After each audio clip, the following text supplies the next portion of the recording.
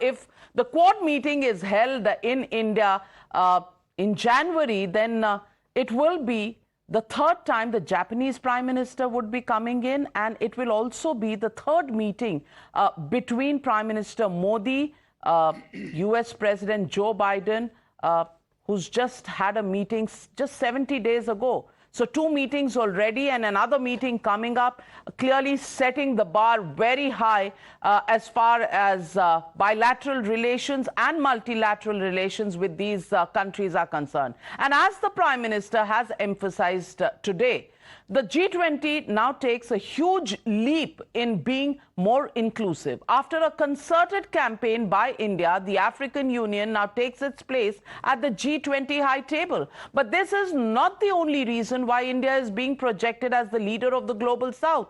It has also championed the cause of expansion of the UNSC membership and backs expansion of BRICS to include 6 more nations. India had also given an extended line of credit and assistance to Sri Lanka during its economic crisis, and Operation Those lent a helping hand to earthquake-hit Turkey. And vaccine Maitri is something that during the COVID pandemic, India demonstrated its own worry and willingness to help the countries in the world. And you know, at a time when every country was struggling, India did set an example.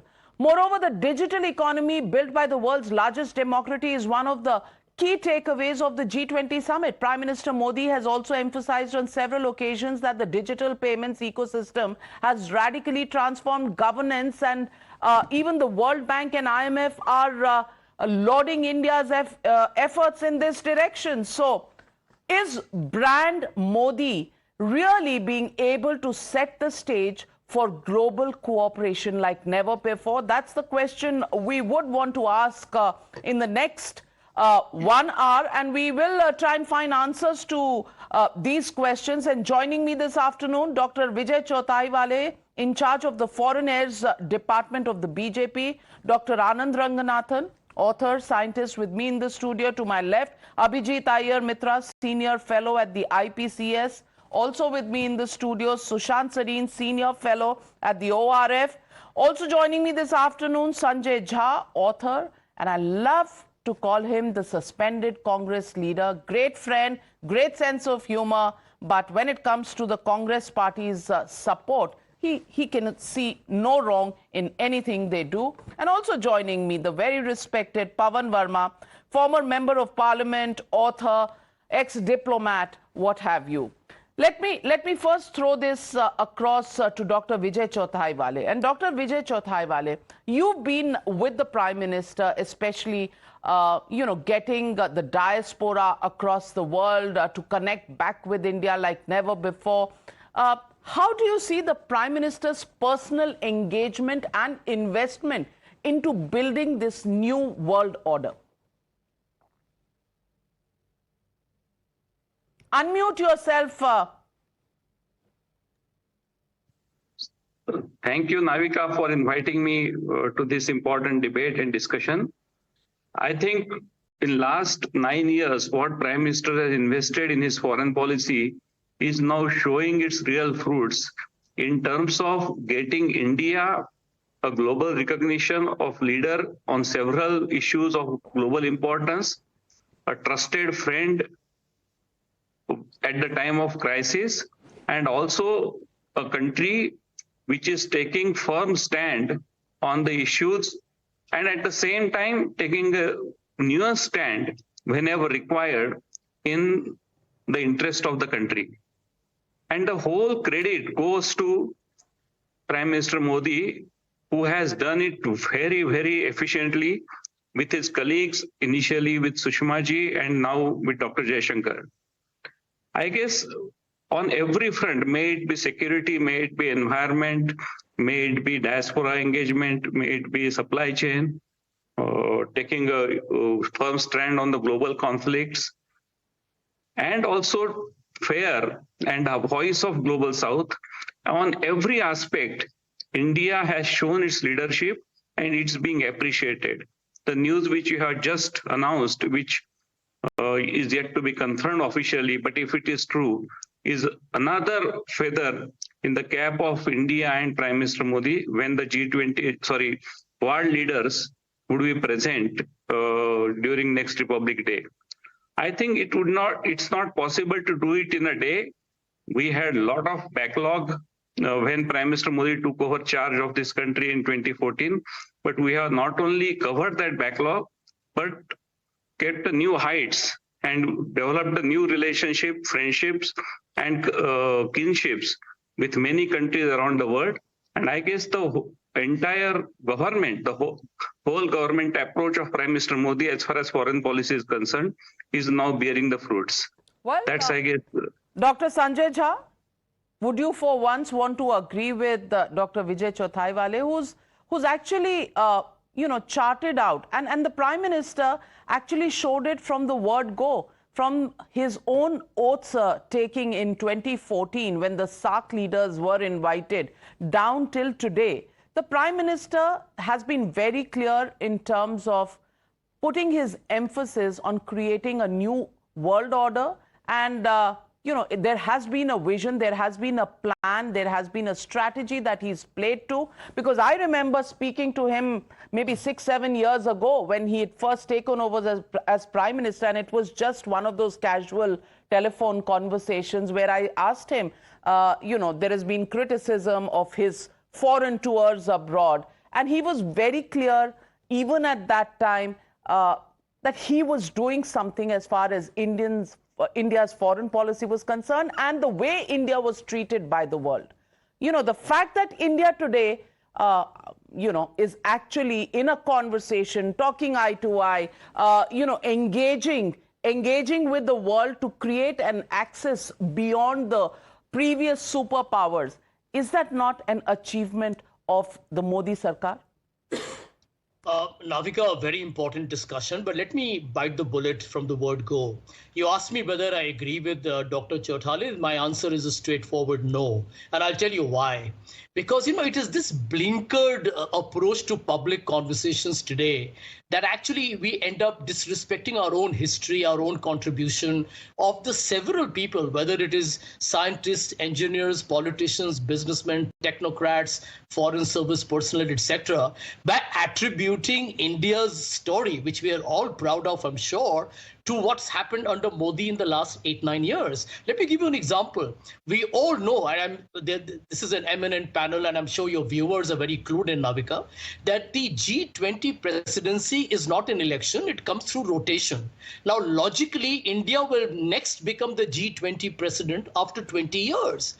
Are we going to say that 20 years hence, whoever is the prime minister at that point of time will get the credit for all development, progress, governance, policy, which will happen beginning today till the next 20 years, will go to that fortunate soul who is occupying office 20 years from now? I mean, this shows a very myopic and, in my opinion, the puerile, shall we say, attempt to create a personality cult in India. And I strongly object to that as a very proud citizen of this country. I have also been part of international institutions, and I have always believed that India is not, and will never be, by the way, and I need to say it emphatically, will never be a personality cult-driven country, because there is talent here. And we disrespect talent. We disrespect the number of, I would say, the quiet, unsung heroes, like the Chandrayaan mission, for example, who make India feel so proud. And I have 2 points here that I think I would like to throw at the very beginning of this debate, Navika.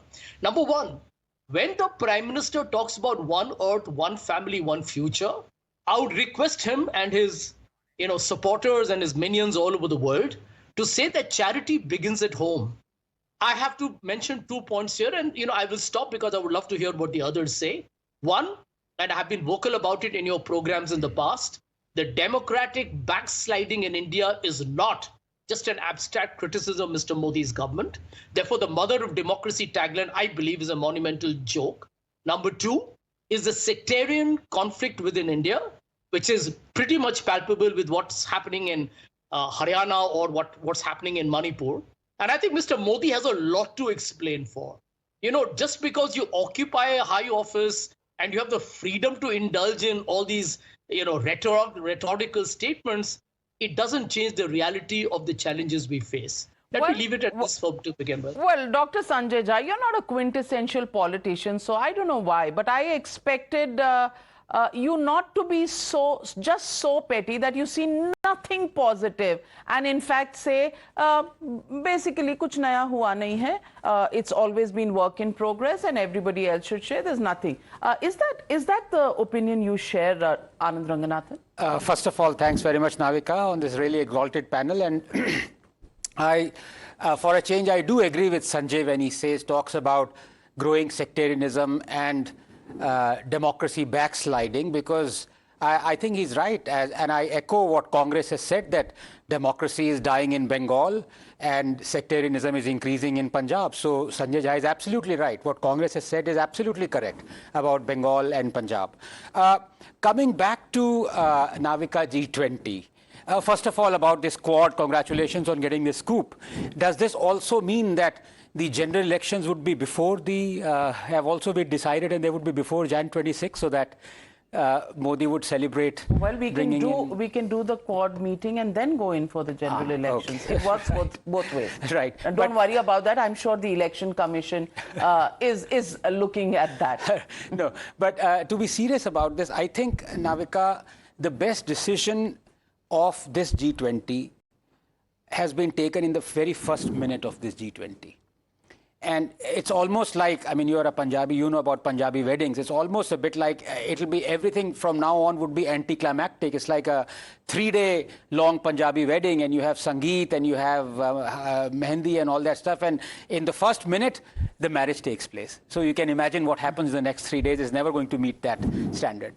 I think the best thing, the decision, I'm talking about the African Union becoming a permanent member. I think I'm so proud of this. Let me give you a very brief history before Abhijit also comes in. It's almost 24, 25 years since the Gathan of G20. And how the countries or the members were decided. They were decided by two bankers, one German, one American. Let's have this country, let's have that country, let's have this country, and let's have European Union. They excluded 1.5 billion people, contributing enormously to the world and the economy of $3.5 trillion then, which was Africa. For 20 years, it stayed that way. Every person worth their name, every nation was welcome to G20 except the African Union as a permanent member. And what happens when India gets the rota, comes our way? The first decision we take is that. It makes me absolutely proud. But and this is the human touch that we are talking about. Yes. That this is not about the wealth that a country has. No. This is not about the resources that a country has. Yeah. This is about holding hands and literally making the world one family, where the rich take care of the poor and they all walk together the distance, into development. But there's breaking news coming in. The India-UK bilateral talks are just about to begin. And just ahead of that, the UK Prime Minister Rishi Sunak has stated in a tweet that he's put out, looking to G20 for leadership, and he says time of enormous challenges. Clearly, what he's also mentioning here, we meet at a time of enormous challenges. The world is looking at the G20 once again to provide leadership. Together, I believe we can address these challenges. And, he also talks about the fact that 15 years ago, G20 leaders came together for the first time to restore global growth after the financial crisis. And now there is a long distance really to walk, because we are in a post-pandemic world which has created problems and challenges of its own. And on the other hand, we have turmoil in the world with Ukraine and Russia engaged in a war, and China literally being absolutely threatening as far as many countries in this side of the world are concerned. And Abhijit, the point of China, the point of the fact that this is the human dividend that is being brought through this G20, how do you see both of these things? Many say, oh, China hasn't come, so, nothing big deal about this G20, as the Congress has often said. On the other hand, are you seeing an axis that is being created which is to India's advantage in the absence of China? Both, Navika, thank you. See, I don't take what the Congress says very seriously. Had China come, they would have said, oh, look, there are Chinese troops on the Indian border, and this fellow Narendra Modi, he keeps accusing us of signing an MOU with the Chinese during Galwan. But look at him, he's regaling the Chinese president and offering him caviar and foie gras and, well, millet version of millet caviar and dosa foie gras, whatever, the vegetarian version of it is. And when he doesn't come, he'll say, oh, see, it is such a major failure for you. So, these kind of shalya buddhis we should not entertain. This is not the time for inauspicious talk and things like that. Shalya ko is dimag se hata dena chahiye. But it is very important that we understand why Xi Jinping did not come. Xi Jinping, and this is a very classic Chinese negotiating tactic which they've used several times in the past. The North Koreans use it, the Egyptians use it. It's one of those Eastern Oriental school of diplomacy kind of things. They try to nick, they think somehow, giving you diplomatic recognition or coming to your diplomatic event is a great honor for you. It is not an honor for them, it is an honor for you that I came to your house to talk ill of you in your house, in front of your house and in front of your wife and your children. So they wanted certain, not discounts, concessions from us in the BRICS summit, specifically over the border. We told them to go take a hike. Now, Xi Jinping is throwing his tantrum. He's not going to come. He sent Li Keqiang instead, who is going to be a bit difficult. All the low-hanging fruit in the joint statement that have to come out have been added.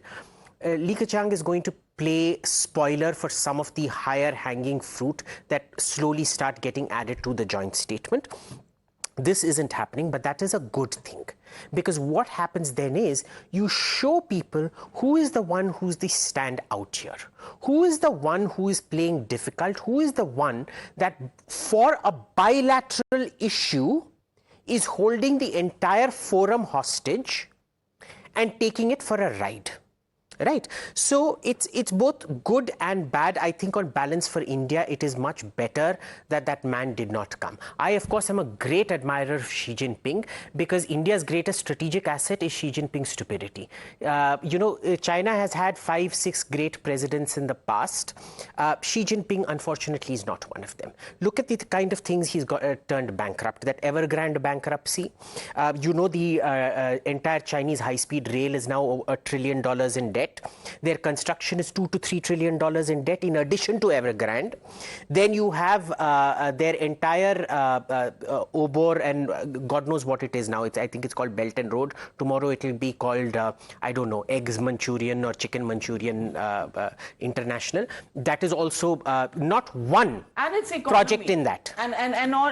Isn't its economy is also on the back foot at the moment. So I would have loved for Xi Jinping to come and then for some new company in China to have collapsed after that. Well, it would have been great fun. If wishes were horses. But let me get back to Dr. Pawan Verma. Mr. Pawan Verma, you've been a diplomat before. Is everything as black and white as Sanjay Jha sees it? Or are there areas and shades of grey that have emerged? There are some good things that have been done by Prime Minister Modi, or do you see that this is just a rotational thing? It's come to us after 18 years. There's nothing really in terms of the X factor that Modi's been able to add in the last 9 years.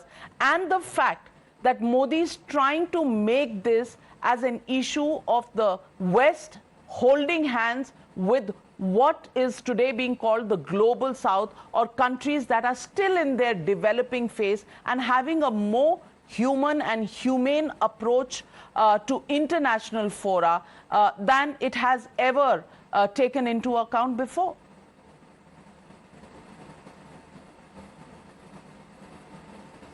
Thank you, Navika, and my greetings to my fellow panelists.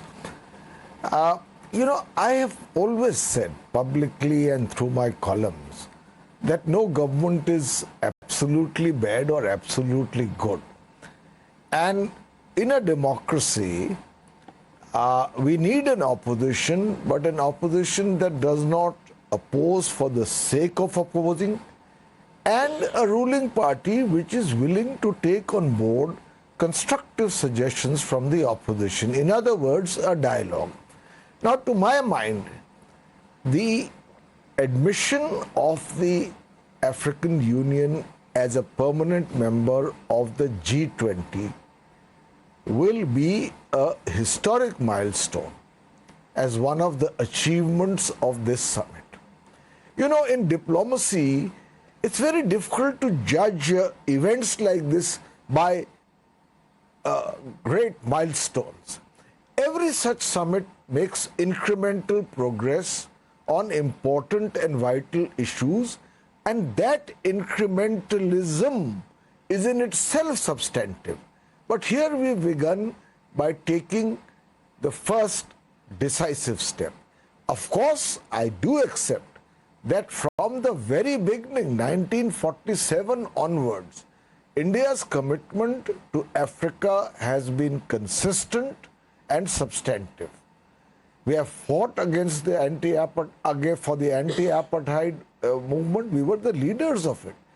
But today, we have, in a sense, stolen the march over others in this first gesture of inclusivity as part of G20. Now, what do I see here is a significant combination of idealism, Vasudhaiv Kutumbakam, the world is one place, notwithstanding some of the remarks that Sanjay made, which also need to be addressed, but certainly a message of inclusivity. At the same time, there is a subtext of real politics, where India's national interests are involved. Our biggest competitor in the developing world in Africa is China. We have had long-standing relations with that continent, both economic, political, technological, and cultural. And China comes with a bag full of money and is there to give it to often undemocratic governments as a kind of largesse to contain India and increase its foothold and reach in China. By taking this step, we have, I think, done a one-upmanship on China.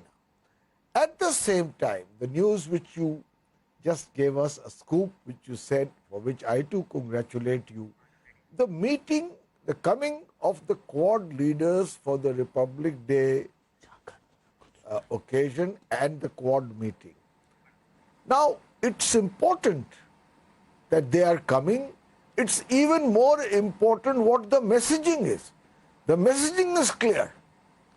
The messaging is clearly to China that India is in a position where it cannot be taken for a ride because it has buttressed its own internal strengths with strategic alliances, which are all invested in containing the unilateral aggression that China is showing not only on our borders, but in the Indo-Pacific region. So that messaging is important. Exactly, so and that messaging very clear, but I just have to interrupt you, Pawan Verma ji, because my colleague Madhav Das Gopalakrishnan at the Bharat Mandapam has Margaret McLeod, State Department spokesperson, joining him. Let's cut across to Madhav. Madhav, over to you. Thanks so much for that, Navika. Margaret McLeod is, of course, US State Department spokesperson. Let's get to her and speak to her. Margaret, of course, is spokesperson in Hindi, so we'll be framing some of these questions in Hindi. Margaret जी, हमारे साथ जुड़ने के लिए बहुत-बहुत धन्यवाद. सबसे पहला सवाल, बहुत बड़ा मौका है. 70 दिनों के अंदर US प्रेसिडेंट जो बाइडेन और भारत के प्रधानमंत्री नरेंद्र मोदी यहाँ उनकी मुलाकात हो रही है और मुलाकातों की भी संभावना बताई जा रही है. ये भी बताया जा रहा है कि क्वाड में भी US प्रेसिडेंट यहाँ पे भाग लेंगे, नई दिल्ली आएंगे. क्या आप हमारे लिए कंफर्म कर सकते हैं, बता सकते हैं कि कैसे एंगेजमेंट बढ़ती जाएगी इंडिया और यूएस के बीच में? मैं इतना ही कंफर्म कर सकती हूँ कि अमेरिका और इंडिया के बीच में जो ताल्लुकात है वो बहुत करीब है और बेहतर से बेहतर होती रहती है। जाहिर है कि हमारे दोनों नेता के बीच में एक अच्छा रिलेशनशिप है और हमारे पीपल टू पीपल के बीच में भी बहुत अच्छे ताल्लुकात है। राइट और सबसे बड़ा सवाल यह है कि इतनी बड़ी अनाउंसमेंट हुई है, यहाँ पे अफ्रीकन यूनियन भी अब भाग हुआ है G20 में, कैसे देखते हैं? क्योंकि ये G20 का ही जो एक फोरम है इसको और बढ़ते हुए देखते हैं आने वाले सालों में, क्योंकि कई सारी कंट्रीज की ये डिमांड है कि उनको भी इस फोरम में जोड़ा जाए। G20 को कैसे आप देखते हैं और भारत जो इस वक्त G20 की प्रेसिडेंसी में जो पिछला एक साल गया है, इसे भी आप कैसे देखते हैं? देखिए, बुनियादी तौर पर G20 एक आर्थिक फोरम है। इस मंच पर दुनिया के सबसे भारी उभरती हुई और विकसित अर्थव्यवस्था साथ साथ बैठकर अपने आप का दृष्टिकोण शेयर करके और दुनिया के सबसे बड़े आर्थिक मसला सबील ढूंढ रहे हैं। और अमेरिका इसलिए अफ्रीकन यूनियन का मेंबरशिप सपोर्ट कर रहे हैं कि हम वैसे पर्सपेक्टिव भी चाहते हैं इन सभी आर्थिक मसलाओं, जिनमें से जलवायु परिवर्तन, इंफ्रास्ट्रक्चर की जरूरत है, वो पोषण की सुरक्षित वगैरह वगैरह बहुत सारे कोऑपरेशन करने की मौके हैं जो हम दुनिया के सबसे बड़े इक्तिसादी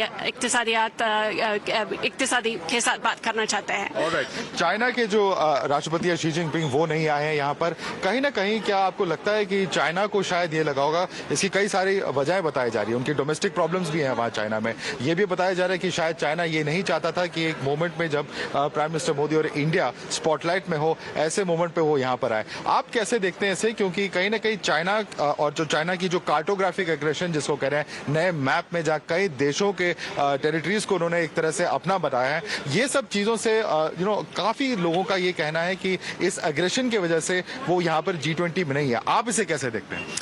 जाहिर है कि कोई देश अपने आप से फैसला कर सकते हैं कि कौन कौन प्रतिबंधी भेजेंगे। हम जो भी चीन भेजेंगे उनके साथ हम G20 का काम पर काम करना चाहते हैं। लेकिन मैं इतना ही कह सकती हूँ कि अमेरिका इसलिए ऊंचे से ऊंचे सिते पर शिरकत कर रहे हैं कि हम समझते हैं कि ये दुनिया के प्रीमियर फोरम के जिसमें हम दुनिया के सबसे बड़े मसला हल कर सकते हैं और हम इसलिए 2026 में खुद मेजबानी करना चाहते हैं। जी, इंडिया की एक कंप्लेंट रही है कि इंडिया को बार बार वेस्ट की ओर से, यूएस ही नहीं, यूके हो, EU हो और कई सारे देशों की ओर से प्रेशर रहता है कि रशिया यूक्रेन पे एक स्ट्रॉन्ग एंटी रशिया स्टैंड ले। इंडिया ने बहुत अच्छी बैलेंसिंग एक्ट, कई लोग ये भी कहते हैं, की है अपने इंटरेस्ट को बैलेंस करते हुए। लेकिन इंडिया की ये कंसर्न भी रहती है कि जब चाइना की जो अग्रेशन होती है तो स्ट्रांगली वेस्टर्न कंट्रीज उसको कंडेम नहीं करते हैं। ये एक इंडिया की बार बार कंप्लेंट सामने आती है। आप इसे किस रूप में देखते हैं? देखिए, जैसे प्रधानमंत्री नरेंद्र मोदी ने कहा, इस युद्ध का युग नहीं है और हम उसके साथ मुत्तफिक है उस मामले पे।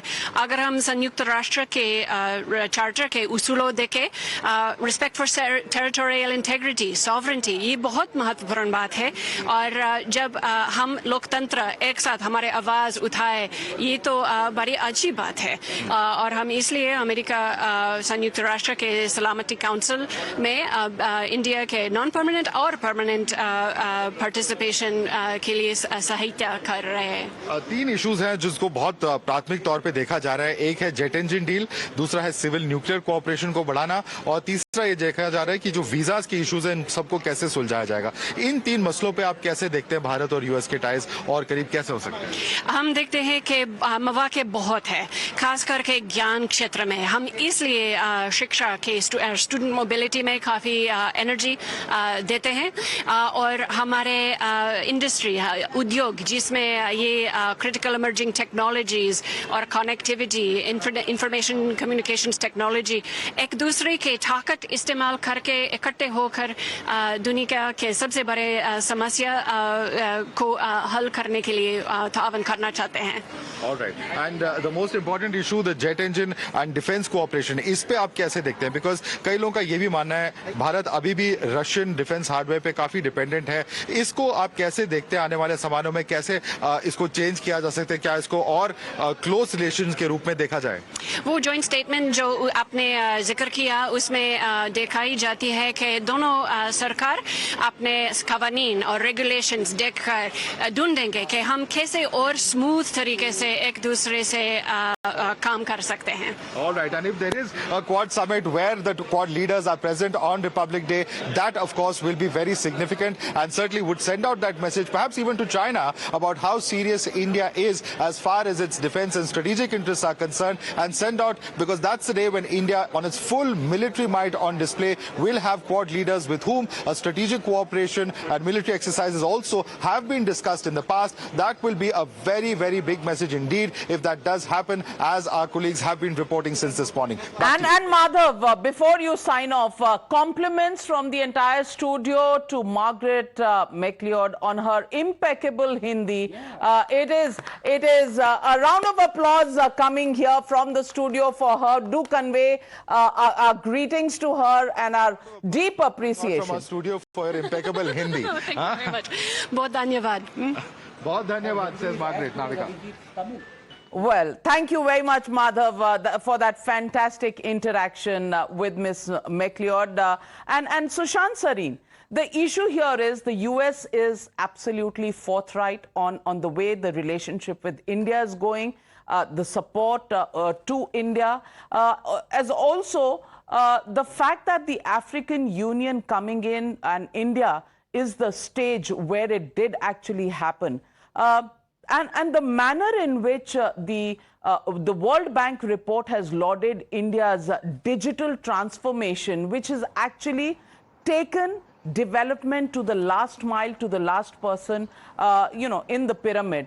Are these things that the world is beginning now to take notice that India is no longer in some queue and standing right at the back, but India is the knowledge partner, India is the expert on digital and technological progress, and India has its heart and mind in the right place as far as democratization of the fruits of development are concerned? I think there is a kind of recognition of that. When India says Vasudeva Kutumbakam, the world is one family. For most Indians, the world is one family. For some Indians, one family is the world and the universe. But the thing is that, I think it is important to understand that we are talking about inclusive development, right? G20, people very correctly say that it started with an economic agenda. Gradually, because of the kind of problems of the world, the agenda has expanded. Now, when the agenda expands, you have to have greater flexibility to include more people into this organization so that more voices can be heard. Bringing in the African Union, and I think it's good that the Americans and other Western countries have understood where India is coming from and have signed on to bringing in the African Union, a conglomeration of 50 countries. You bring them in, you make their voices heard, you make whatever the global agendas have to be decided, you make that more inclusive. For example, if India is pushing for this digital public infrastructure, it has started transforming the lives of many people. There were people who thought that you cannot buy anything for 7 rupees or 7 rupees 50 paisa, but clearly you can. Clearly you are able to do it, and you are able to do it at virtually no cost, and it is bringing in efficiencies into the system. So I think there is a greater recognition of what is happening. And Navika, it's very important to understand, and I think Sanjay Jha was absolutely right. India has not got this because suddenly, the world has woken up that Modi is the greatest man in the world. No, India has got the presidency of the G20 because on rotation, right? And yes, the next time we will get it is 20 years later, and hopefully we'll be even a bigger player than what we are today.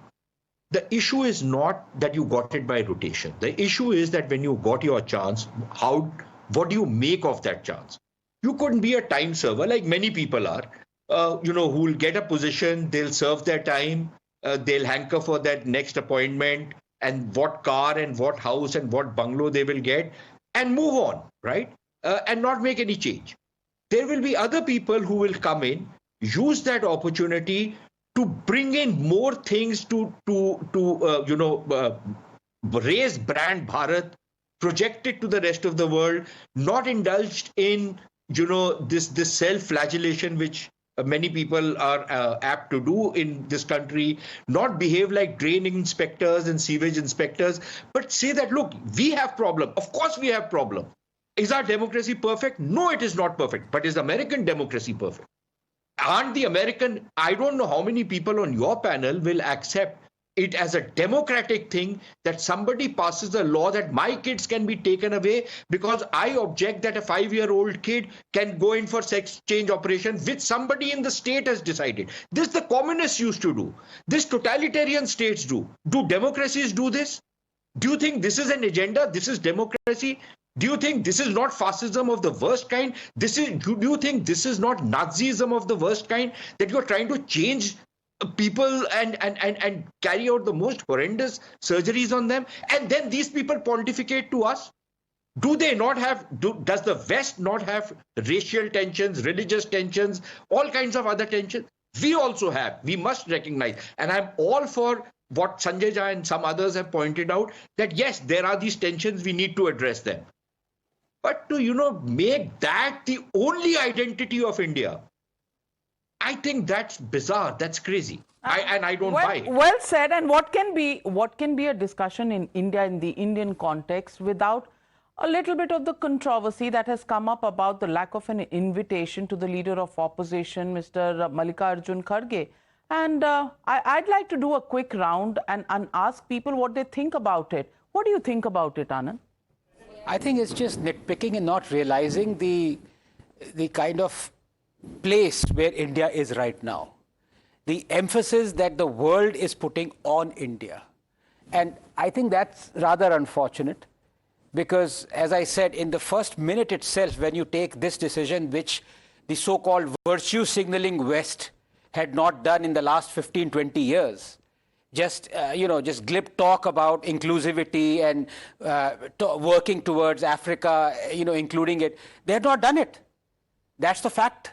Absolutely. When we got we do it. And to shadow it with this very, very specific politics that's happening with our opposition back home. But Vijay Chauthaiwale, let me ask you on this. Is this deliberate? Or is this a decision taken so as to avoid any kind of controversy at a very high foreign dignitaries table? What is the reason behind the lack of an invite to the leader of opposition? Such event, only some X number of people can be invited, and therefore there is always a scope to say that he should have been invited or he should not have been. But the question is here, what is the intention of Congress party? The Congress chief ministers who have been invited have now said that they won't come for the dinner because some XYZ is not invited. If that XYZ would have invited, they would have found another excuse for not coming. Because Congress doesn't want to give a due credit to this government and Prime Minister Modi for such a successful event. And joining G20 dinner would have been given that credit to the government and Prime Minister Modi. And therefore, as I said, that if they are not coming, they are the losers. Well, Sanjay Jha, churlishness has been on display. If you say on the BJP side, then on the Congress's side as well. Navika, I do believe Mr. Modi's government is extremely petty. It's a very small-minded government. Isn't the Congress, when the chief ministers are invited and they don't turn up, isn't the Congress being petty too? Yeah, but Navika, they're standing in solidarity with the president of the party. They are standing in solidarity with the person. Okay, great. And on the day you say that, let me ask Pawan Verma ji. Pawan Verma ji, the Indian National Congress Twitter handle does not have the picture of the Congress president of the party. It has a picture of Mr. Rahul Gandhi. How much respect is the Congress itself giving the party president that it expects the government to kneel down in front? That question can also be asked.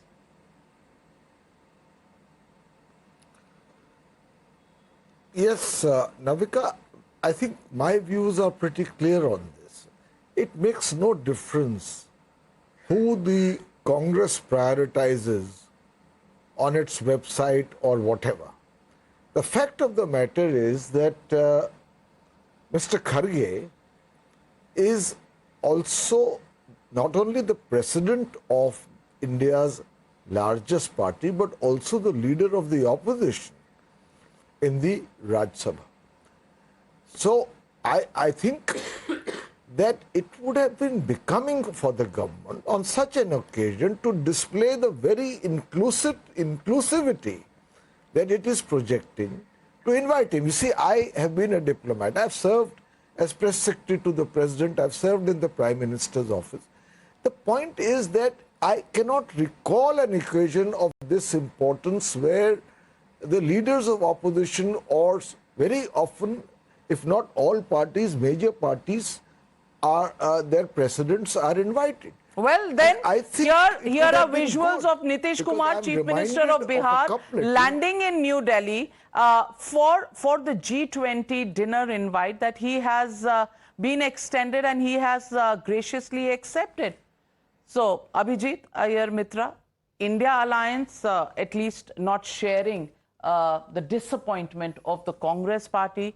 Mr. Nitish Kumar is here, and you know, this is still to play out, and maybe for the next 36 hours, maybe we can just put politics on the side and celebrate the fact that India is hosting a huge event. India has made a huge statement on the global platform, and India is in a position to leap forward if the Quad Summit really happens in January of 2024.